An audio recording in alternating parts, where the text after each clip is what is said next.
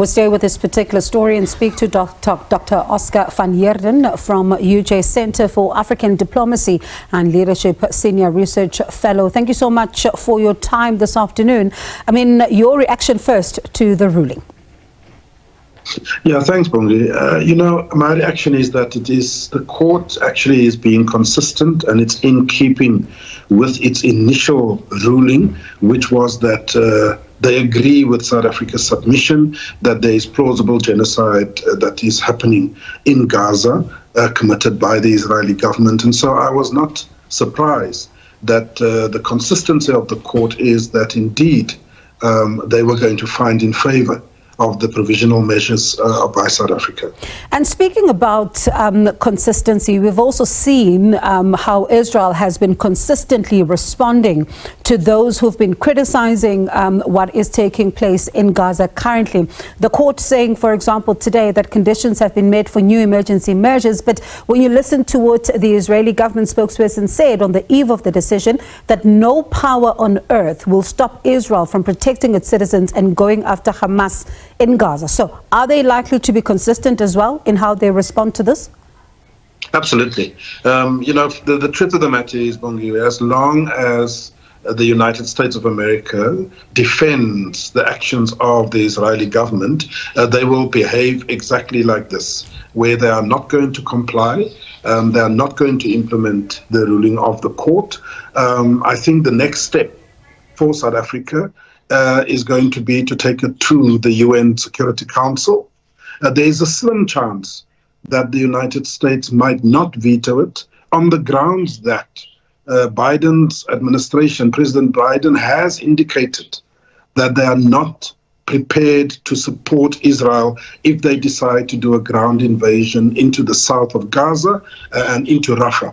And now this gives them an opportunity to say indirectly that we support the ruling of the court and we are not going to veto the decision. It's going to be a very tough one because, as Sophie has indicated earlier, the US Congress and Senate has got members that is anti the court, anti the ICC, and certainly anti this decision.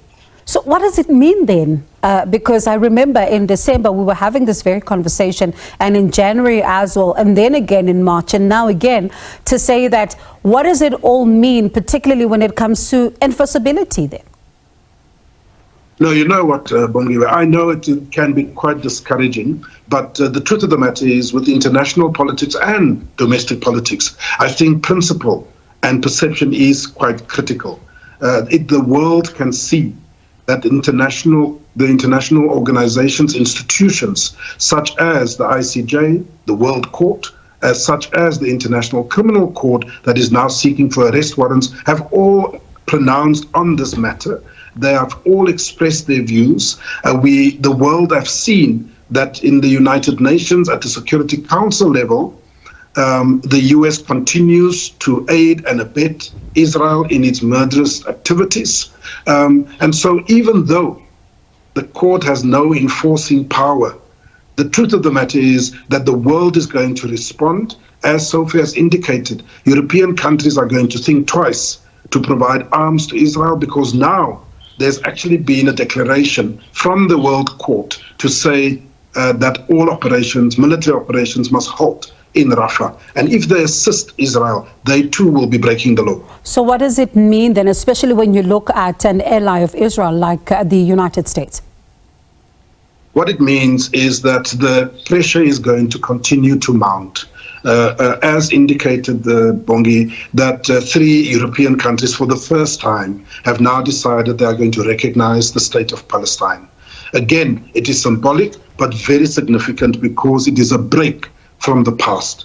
2, we've seen massive anti-Israel protests all over the world, including at universities and campuses, that is beginning to say we identify with the plight of the Palestinian people and that Palestine must be free from the river to the sea.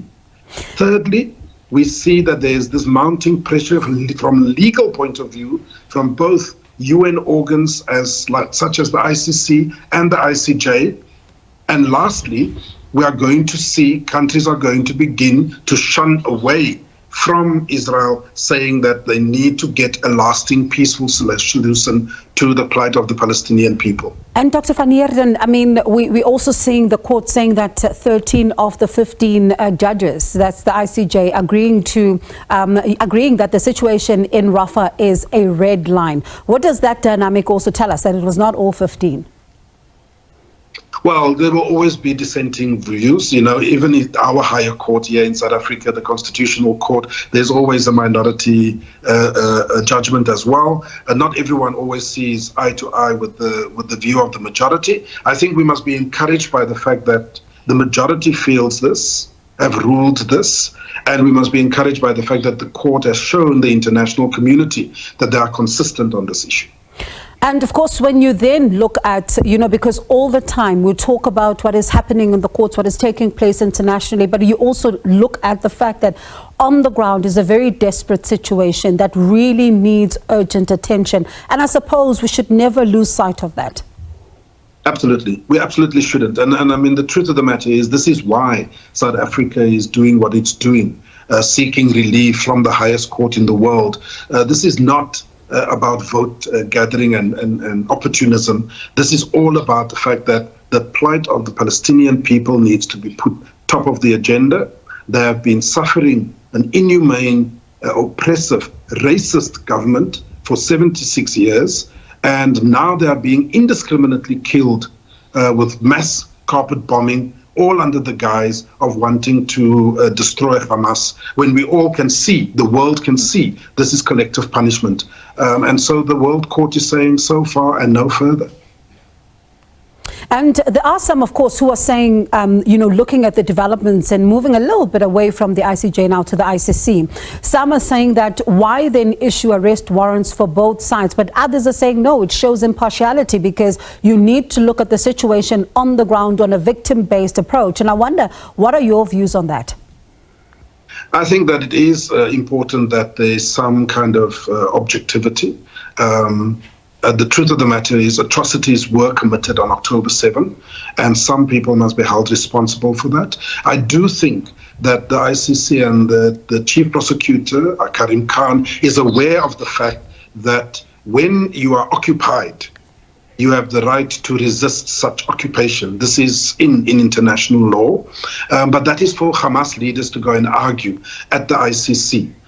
They acted in pursuance. Dr. van Heerden, pardon me for disturbing you there. Please hold just for a second. I'd like to take our viewers to a UN Security Council stakeout. We do understand that the Palestinian ambassador is speaking. Let's listen in.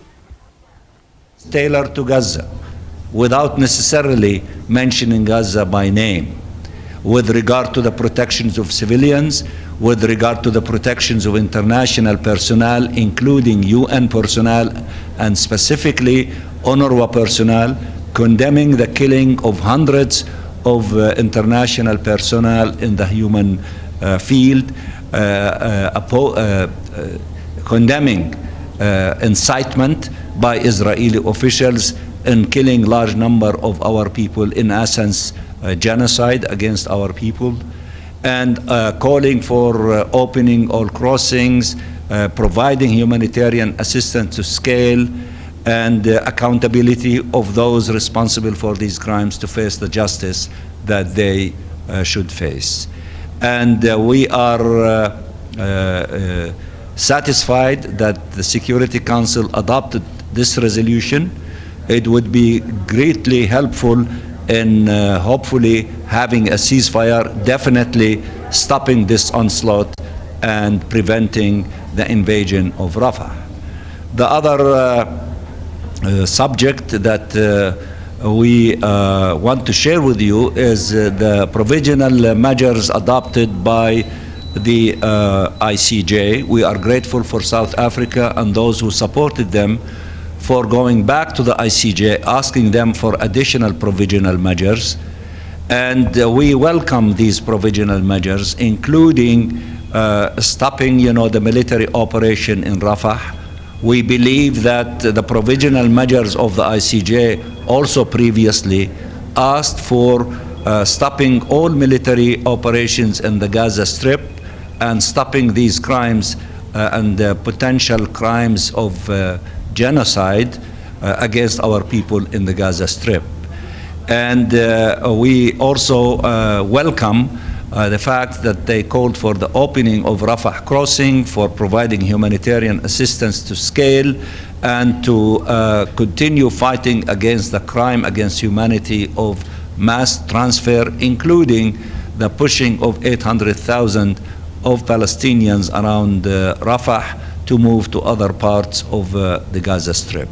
We will make everything possible in our capacity as a group with other groups, the OIC, NAM, the African group and others, to see the implementation of resolutions of the Security Council, the General Assembly, and the ICJ that calls, among other things, for an immediate ceasefire to take place to save lives and to allow our people to start attending to the wounds inflicted upon them by this aggression of Israel, particularly in the Gaza Strip. We are grateful to the Arab group for standing together, strongly united to push for all these things. We are grateful to our representative in the Security Council, our brothers from Algeria, who are in the forefront, working with everyone, including in this case with Switzerland, to see the success and the adoption of this draft resolution. Thank you for being with us. Ambassador, a quick question. Do you expect action in the Security Council? Will you ask for it? All right, that's Riyad Mansour there, who is the Palestinian ambassador to the United Nations, thanking South Africa for going back to the ICJ and for asking for those additional measures. And he says now it's time for the people of Gaza to start attending to the wounds that have been caused by this particular conflict, and also saying that now their hopes and the work that continues to, be for them, to be cut out for them there, is that they need to ensure that a ceasefire does in fact come to fruition. So we still have with us on the line Dr. Oscar van Heerden from the UJ Center for African Diplomacy and Leadership, he's also the Senior Research Fellow. Dr. van Heerden, thank you so much for staying with us, because with live and breaking news, this is exactly what happens when there's a big story. But I'm keen to hear your thoughts on what we've just heard from the ambassador to the UN of Palestine. Of course, really just lauding South Africa, Algeria, and other countries that have rallied behind them during this difficult time. Yeah, I think it's important. There's one thing that the ambassador mentioned, which is important to just repeat, which is that the court, even though it didn't use the word ceasefire, the court did instruct, as part of its ruling, to the Israeli Defense Force that they must, in part and in whole, avoid any further loss of life of the Palestinians. So, in other words, and it wasn't that part of the ruling didn't specifically talk about Rafah. So one can interpret that to say that all hostilities and firing must stop. And then, of course, I want to also reiterate the point that the ambassador is making, which is understandable and logical, which is that the next step for all parties concerned, Israel, the Palestinians, and others, is to now sit down and try and negotiate peaceful settlement forward that is lasting. And speaking of a peaceful settlement, including the return, go ahead.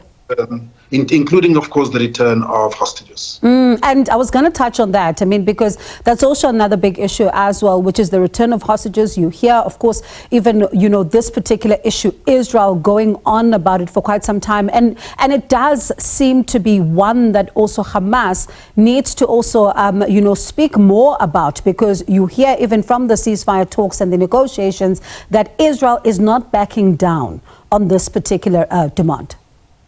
Absolutely. In fact, one could even go further, Bongiwe, and say that Israel is using precisely this issue to continue with its slaughter of the Palestinians. And so I think Hamas needs to make some strategic decisions.